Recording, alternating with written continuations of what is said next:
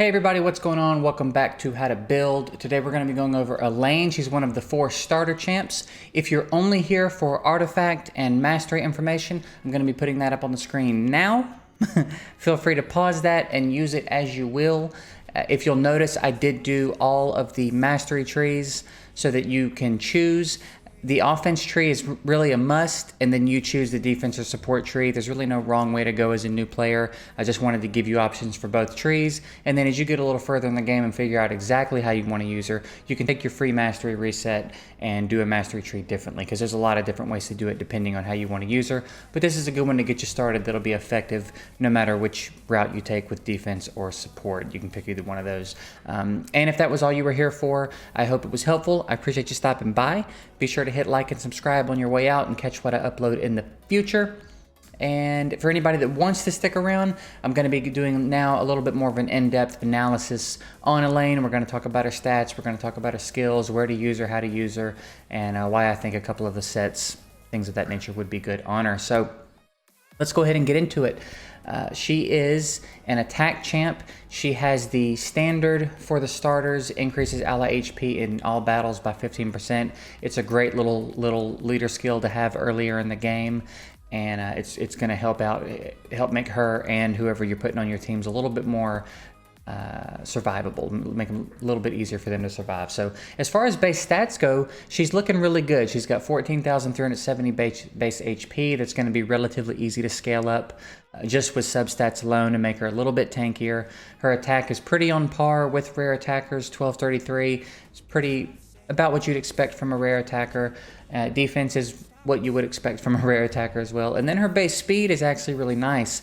Generally, the average in the game seems to be mid to high 90s, so 107 is a pretty good base speed. It's not the highest in the game, but it is high. It's going to be much easier to scale, much easier to give her first turn, especially early in the game, going into campaign and arena and basically everywhere else. Really early in the game, first turn is going to be really easy for you to accomplish, and then as you push a little further, easier to scale because it's higher. So, or easier to add on, I should say, because it's higher.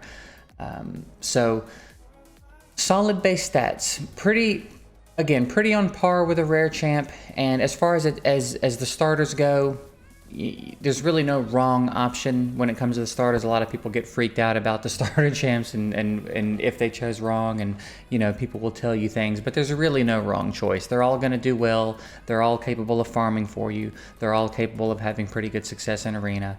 I chose Galek as my starter, and I got to gold 4 with him as my nuker at 5-star. So it's definitely, they're good. They're all good champs. They're all going to serve a purpose. Don't get too hung up on who you chose.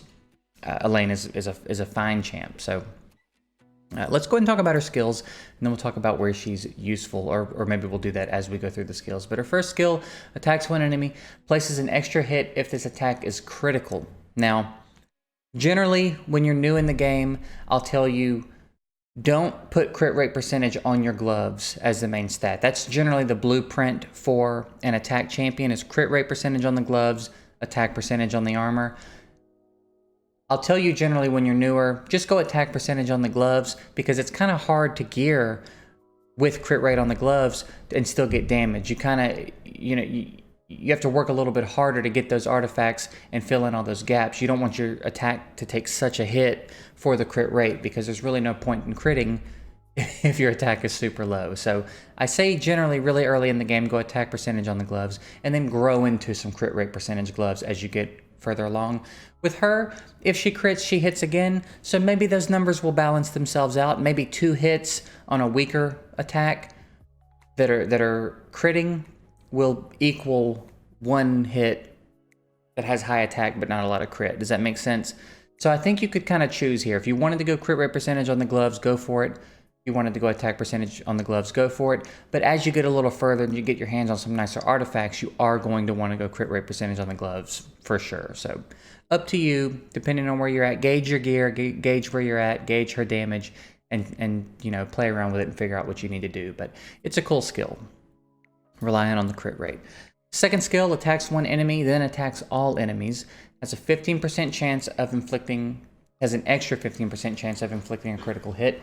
And then if she kills someone with it, she places a 30% increased crit rate buff on herself for 3 turns. So that's actually pretty nice. It inherently has an extra 15% chance of landing a crit rate. So even if you don't put another point of crit rate on her, this skill has a 30% chance to crit, which is basically 1 in 3. And if she kills someone, she puts another 30% crit rate buff on herself for 3 turns, and that'll put you at 45%, even if you don't put another point of crit rate on her. So it's a really good skill, and it's really not that hard to get a kill with it. Her multipliers are decent. She's going to output pretty good damage, even with just decent artifacts. So it's a great skill, and it's AoE. AoE is always helpful as you're trying to push through campaign, as you're trying to push through dungeon waves, and arena, and spiders. It's helpful everywhere. So AoE is always good, and like I said, her multipliers are decent. She's doing good damage, and she does a good job of taking care of herself with this skill.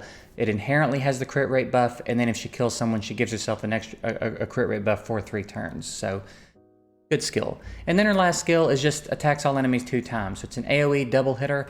Third skill has higher multipliers. Pretty beefy little skill here, and it's on a 3-turn cooldown by default. You don't have to skill her up. There is no cooldown reduction here with skill ups, so it's 3 turns. That's not bad. Every 3 turns she's going to pump out pretty good AoE damage, so she's a good solid champ. And then, as we said, the leader skill that all the starters have is the 15% HP, so excellent little kit. She's not bringing any debuffs to a fight, but it's effective in a lot of places. If you look, everything she does is a multi-hit. Here she's got 2 hits, here it's 2 hits, and then this is potentially 2 hits if she crits. So she's got some Fire Knight utility. She's got 2 AoEs, so she's got some Spider utility. She's good in dragons, helps you wave clear, does good damage to the boss. And early on, she's good in Ice Golem. You're gonna hit a point where she's gonna be kind of dangerous to have on an Ice Golem team, because when she's hitting AoE, if the minions are alive and she drops the Ice Golem's health down enough and he hits you with that skill, it's going to be really bad for you, because if both of his minions are alive, having heavy AoE and Ice Golem can be dangerous. So that's an example of a place where fairly quickly, as you get a little deeper in the dungeon, you're going to want to work her off the team. But campaign, she's going to be excellent both in pushing through and farming. She's good in the potion dungeons, she's good in arena, and she's going to be good in faction wars. So really the only place I would say don't take her is Ice Golem, a little bit deeper in the dungeon, and then you're going to want to get her off your clan boss team as quick as possible, because she's not really bringing much to a clan boss fight either. She has no debuffs, so you really want a lot of poisons and HP burns and things like that in a clan boss fight. I have other videos that go over beginner clan boss if you want to take a look at those. But she's not someone you're going to want to build a clan boss team around. If you have to use her in there for a little bit, go for it. But you are going to want to work her out of the mix soon. But pretty widespread utility, pretty good everywhere. She's a great arena attacker. She's a great farmer. Like I said, she's got a lot of utility throughout the game. So as far as artifact sets, let's talk a little bit about why I think some of these sets would be good on her. We talked about Lifesteal. Lifesteal's pretty good across the board, pretty much through mid-game for your attackers, especially AoE attackers.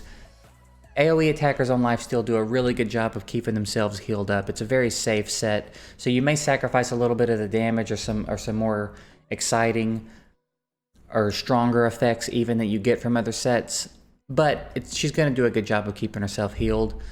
Retaliation, I think of the 4 that I suggest that require 4 artifacts, Retaliation's at the bottom, but it's not a bad one to have. You know, she could come back with that first skill, hit someone twice, and if you've got good crit rate on her, she'll hit twice, and she's going to do pretty decent damage. So it's a good one, but I almost didn't even throw it on. Like I said, it's the one I would put last in order. The 2 that I would highly recommend if you wanted to go with a 4 artifact set would be Stun or Savage. Stun is going to be great on her because she's got double AoEs. She's got 2 skills that hit AoE. That's a lot of potential to stun. She's almost always going to stun 1 target if you have a stun set on her when she uses her AoE, and more often than not, she's going to stun more than 1 target. So stun is really, really strong both in arena and through campaign or in the dungeon waves. Stun is a great set to have on her. And then Savage is also really good. Any opportunity you get to ignore defense is really strong.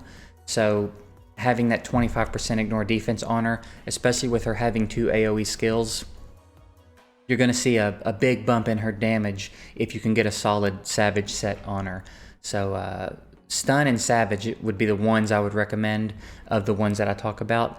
But, you know, there's tons of ways to build these champs. There's tons of artifact sets that you certainly don't have to use those. But I think Stun and Savage would be really, really good on her.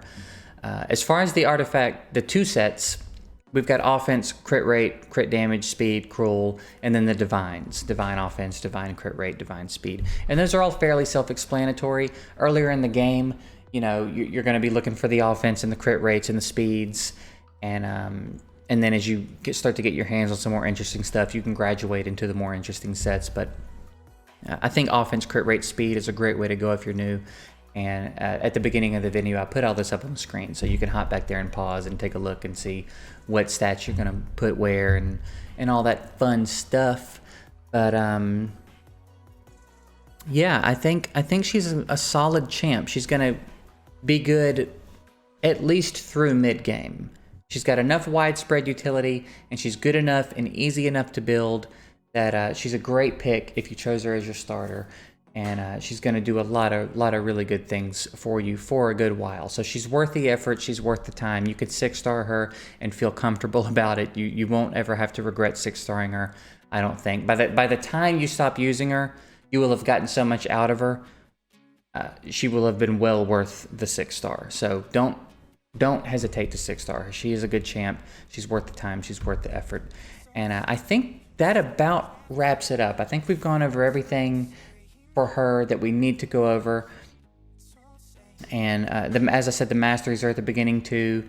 Do the offense tree, pick your defense or support tree, whichever one. They're both going to be effective. And then as you get to know her a little bit better and exactly what you want to do with her, you can go back and redo them. You get one free reset on every champion for their masteries. So you can go back and redo them later, more specific to how you want to use her, where you want her to really shine. But I think what I've offered is a great way to start out with her. So I hope it was helpful.